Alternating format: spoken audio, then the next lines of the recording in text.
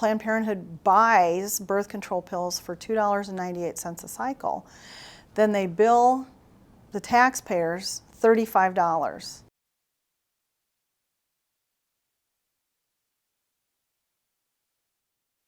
You worked at Planned Parenthood for 17 years in Iowa and even managed 2 locations for a large portion of that time.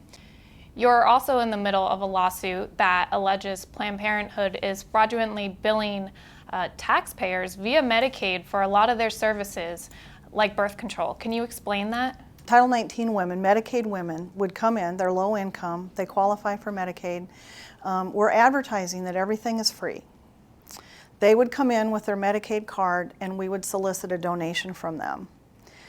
If they had an exam and screening for infections and maybe some medication and birth control, it might be $300 or $400, and we would say a suggested donation is 50%.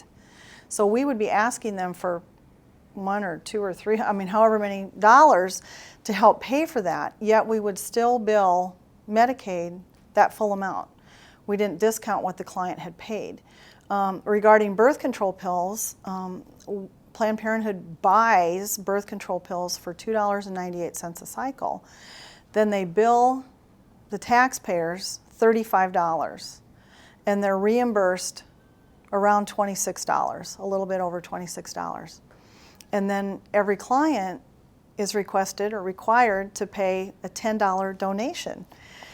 So I'm a foster parent. I've had a lot of kids and I've taken them to different appointments, and never once have I been asked to give a donation towards their dentist appointment, or Medicaid has always covered it. And I remember saying to my boss numerous times, is this right that we're soliciting donations from Medicaid eligible women? And he said, yes, it's fine. It's, you know, it's all legal and we should have been doing it years ago. So now, because you're in the middle of this lawsuit, I'm sure you've looked through the numbers. Do you think they add up between what they're being reimbursed and these donations that they're getting? Do you think that they're being honest? Well, I know they're not being honest. I mean, I saw for myself on the computer screens, you know, how they would bill Medicaid. They would have this program called C-mail or contraceptive mail, where they automatically send 3 cycles of pills, which is 84 pills, but they send them every 63 days. So there's a 21-day overage, really. There's 21 pills too many for that 63-day period. So in a year, instead of getting 12 or 13 cycles, a woman might get 15 to 16. And so if a woman had, for instance, moved or wrote on the refused, those pills would come back in this brown mailer. We would open them up, return them to inventory, put a new sticker on them, and sell them to the next patient that came in without ever crediting the first woman's account. How has Planned Parenthood responded to your allegations in this lawsuit? Well, obviously I haven't talked to them directly.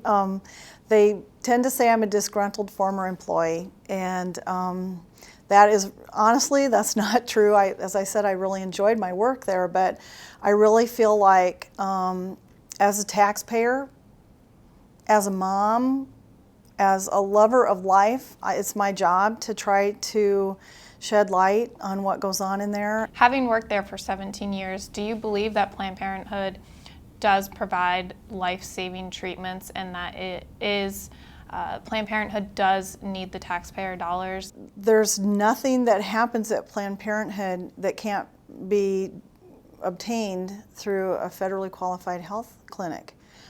In Storm Lake, you know, we have a place called the United Community Health Center. It's about 4 blocks from where Planned Parenthood was, and they're on a sliding fee scale. They have a discount, they accept Medicaid, and they can do a full range of services. And I know that they don't ask for donations from Medicaid eligible women.